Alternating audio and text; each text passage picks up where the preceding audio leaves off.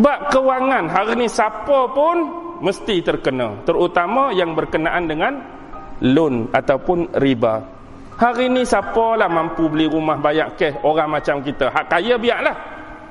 Ustaz rumah berapa? 150, 170, 200. Ada duit kan nak beli cash? Orang macam kita tak ada. Last kali buat loan.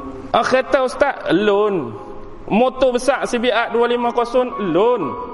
Kalau selipar Jepun Seng Heng tu RM10 boleh buat loan, sekupang seminggu pun buat loan lagi.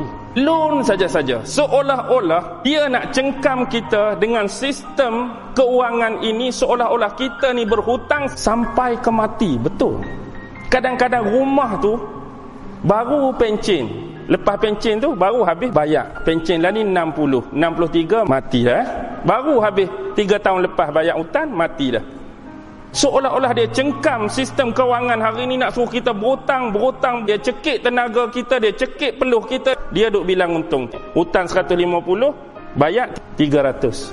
Tak cukup bulan ni, kena kerja lagi. Last kali sampai isteri-isteri setengahnya terpaksa keluar daripada rumah, minta maaf sebut. Pasal apa?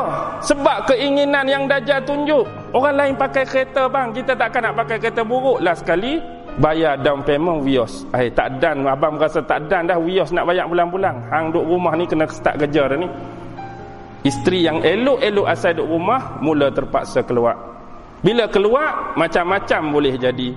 Fitnah hari ni macam-macam ada. Bukan nak bersangka buruk dengan isteri yang keluar bekerja, tapi faham sendirilah, bila muamalah tu jantan, bila muamalah tu betina, bercampur tu bercampur ni.